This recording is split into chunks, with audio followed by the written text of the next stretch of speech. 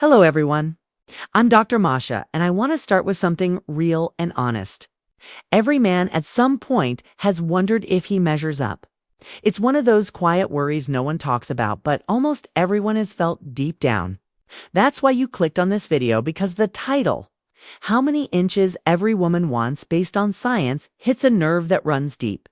But first, please like the video. The more people like it, the more YouTube will distribute it to people who don't have access to doctors or hospitals. Also, please share the video with your friends and family. Many lives can be saved with your help, so share it. I know exactly why this question draws you in.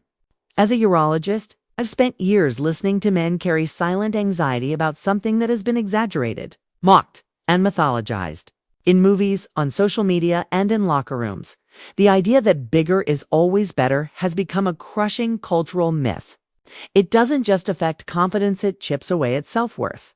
This false belief breeds a very real psychological condition called penile dysmorphobia, a body image disorder where a man perceives his perfectly normal anatomy as inadequate. Recent studies reveal that up to 45% of men feel dissatisfied with their size, even though most fall squarely within normal ranges. That sense of dissatisfaction often starts in the teenage years, right when young men are exposed to unrealistic portrayals in adult content that distort reality. The truth is that the average adult film actor represents less than 2% of the male population when it comes to measurements. Yet those images shape what countless young men believe is normal. My mission today is simple: to crush that myth, calm your anxiety, and show you the truth backed by real, verifiable science. Before we even talk about preference, we must first understand the actual baseline. And that baseline cannot come from self-reported surveys online, which are notoriously inflated. Scientific research consistently shows that men tend to overstate their measurements by about 1.5 to 2 inches on average, a pattern researchers call wishful measurement bias. The most trustworthy data comes from large-scale medical reviews conducted by trained urologists and scientists. These studies follow strict, standardized methods. Measurements are taken using what's called the bone press technique, where the ruler is pressed to the pubic bone to account for body fat. This ensures accuracy across thousands of men from all over the world. The environment also matters. In professional studies, measurements are taken in warm, comfortable clinical settings because temperature affects size. The patient stands at a 90 angle to the body, and measurements are taken from the top side for consistency. These methods create reliable, comparable data across diverse populations. So, what is the real average?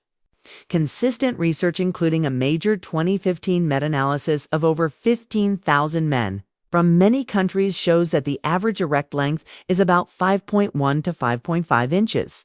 A follow-up 2020 review with over 21,000 subjects confirmed nearly identical results. Average circumference or girth typically measures around 4.5 to 4.7 inches. Interestingly, flaccid measurements vary much more, from about 2.8 to 3.9 inches on average. Some men are what we call growers, meaning their size increases significantly when erect, while others are showers, whose size changes very little. This natural variation fuels a lot of locker room anxiety, even though it has absolutely no correlation with erect size or sexual function.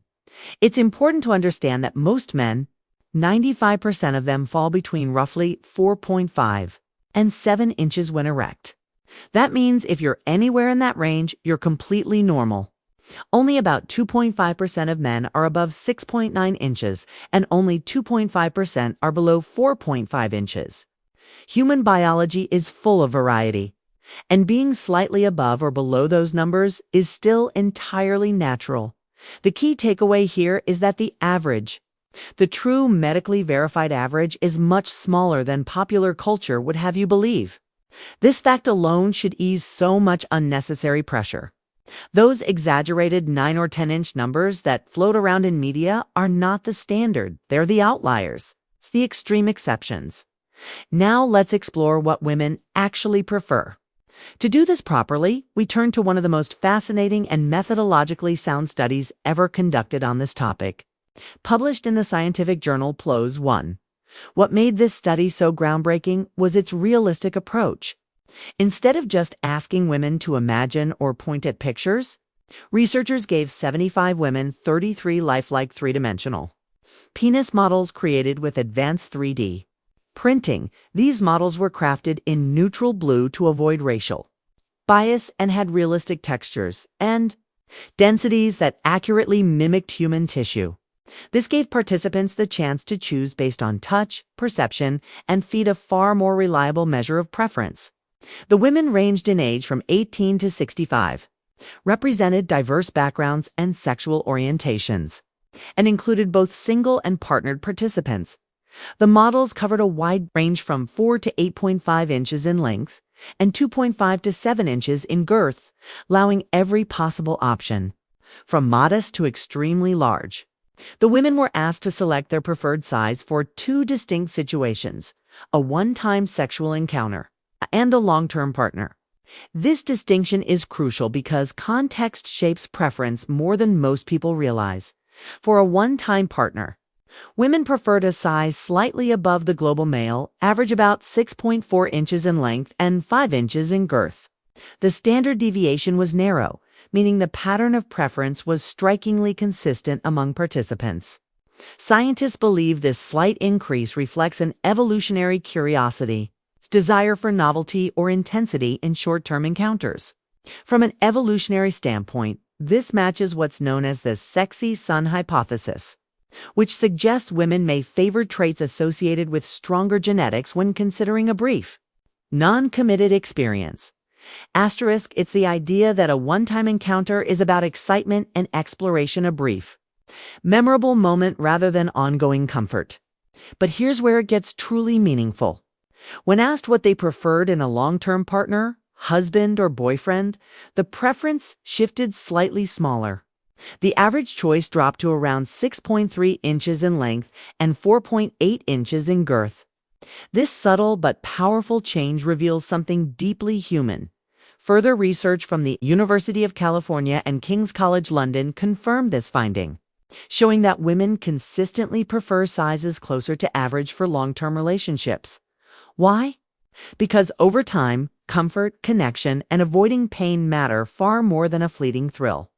The vaginal canal typically measures between 3 to 6 inches when aroused, though it can stretch to accommodate larger sizes through a natural process called tenting. But repeatedly pushing beyond that limit can lead to discomfort and even pain.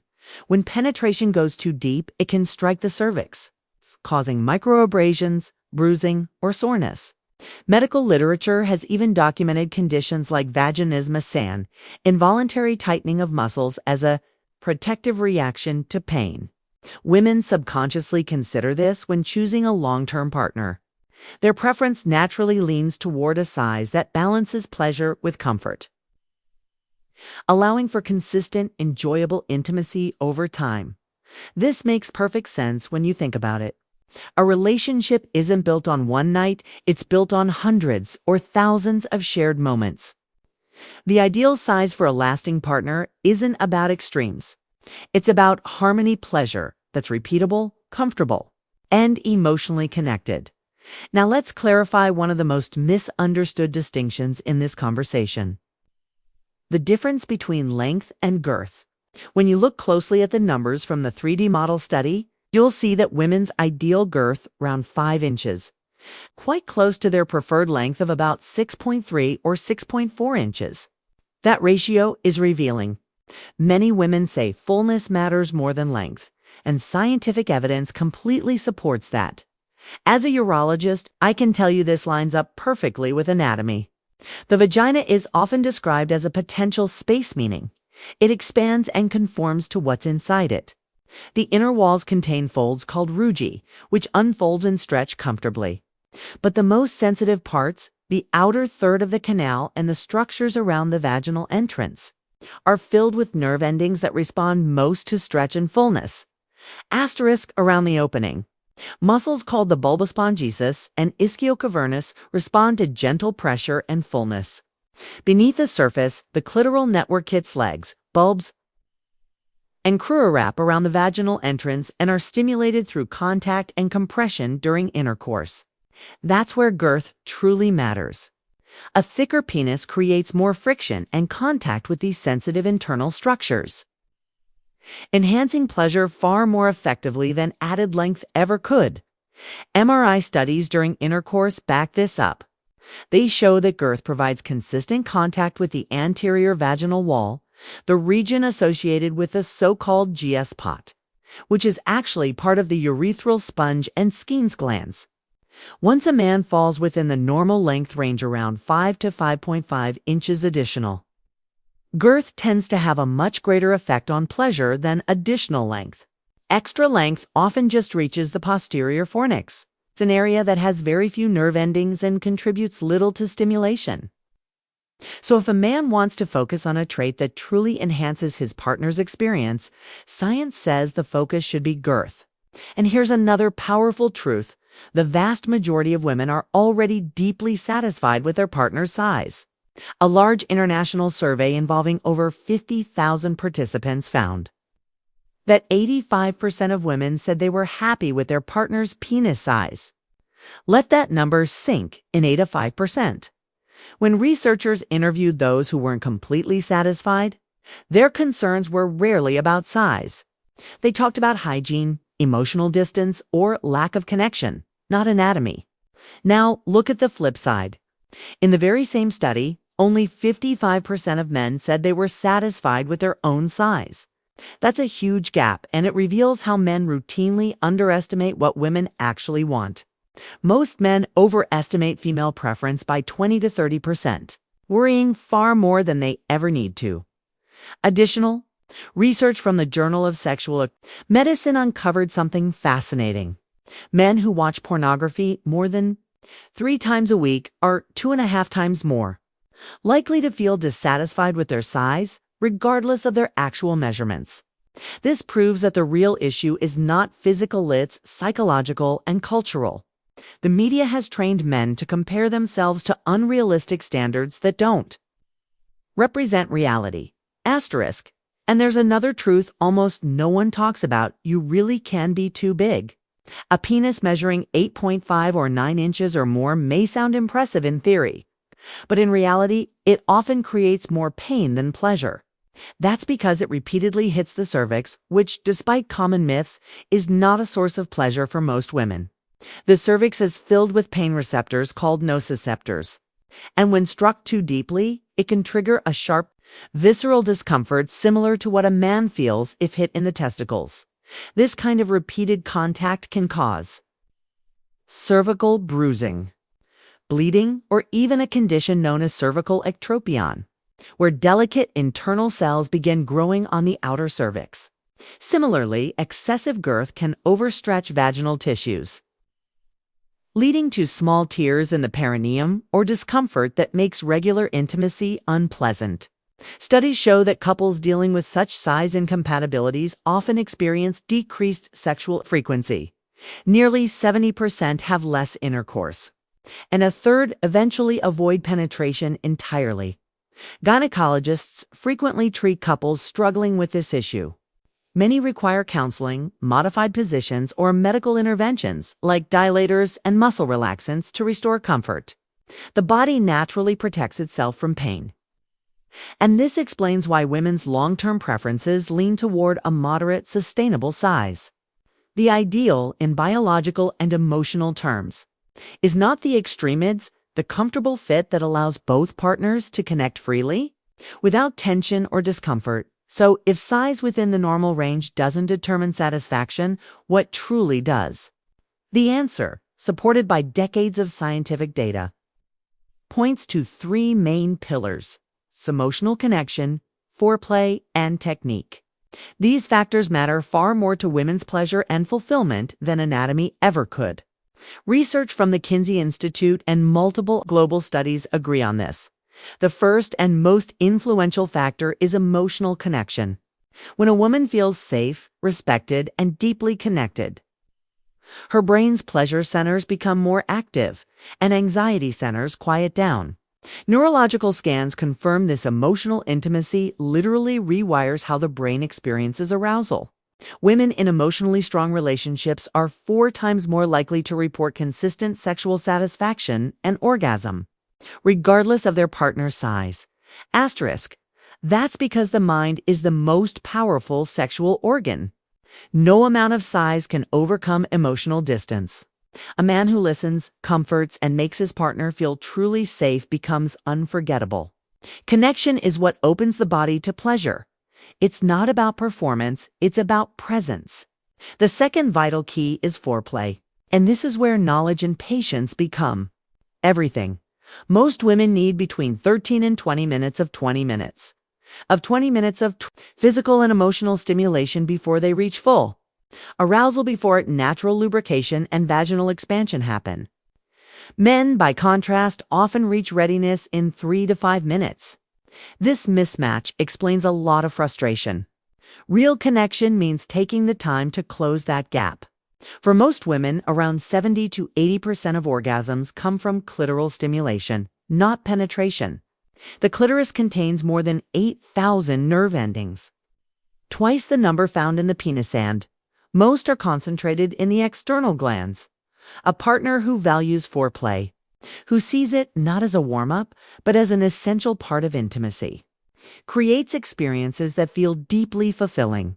Studies show lesbian couples who typically engage in longer, more varied, non-penetrative activities report orgasm rates of 86%, compared to 65% among heterosexual women. That statistic says everything. Care and understanding always outperforms speed or size. The third pillar is technique and effort. True technique isn't about fancy moves or unrealistic expectations, it's about attention. It's about paying close attention to your partner's cues. Asking questions, adjusting, and making every touch intentional. Studies show couples who openly communicate about what feels good report 32% higher satisfaction scores than those who don't. That means curiosity and compassion are far more powerful than comparison or insecurity. Here's the final truth I want every man to understand. Anxiety about size causes far more sexual problems than size ever will. Performance anxiety raises stress hormones like cortisol, which lowers testosterone and blood flow, making erections harder to achieve or sustain. Confidence.com and communication are the real keys.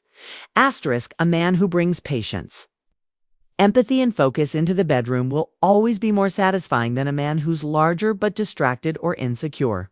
You can't change your size, but you can absolutely change your confidence, your connection, and your technique, and that's what truly matters. When we combine all the scientific evidence, the picture becomes clear. The ideal preference across studies hovers around 6 1/3 inches in length and 5 inches in girth. But here's the critical part. Most women are already happy with their partner's size. Research also shows that in long-term relationships, satisfaction grows over time through emotional closeness and sexual communication, not physical measurement. The longer couples stay together, the more these emotional and behavioral factors, not anatomy, determine fulfillment, so your focus should shift entirely away from a fixed number to what truly makes relationships thrive: emotional intimacy, trust, care, and skill. That's what creates the kind of passion that lasts a lifetime. Your self-worth should never depend on a measurement. You are so much more than that number. If your anxiety about your size is affecting your confidence, your relationship, or your mental health, please understand that this is a real and treatable issue. Penile dysmorphobia is recognized by professionals, and cognitive behavioral therapy has proven to help over 70% of men overcome it successfully. I urge you, don't suffer in silence. Talk to a urologist or a therapist who specializes in sexual health. We can help. There's no shame in asking for guidance. It's strength. Sexual health is a vital part of your overall well-being. And healing starts with understanding that you are already enough. You deserve peace of mind and joy in your relationships. I'm Dr. Masha, and I hope today gave you real clarity and relief. Remember, most women are happy, and the science says you have nothing to fear. Focus on connection, not comparison. If you found this information helpful, please like this video and subscribe for more medical insights.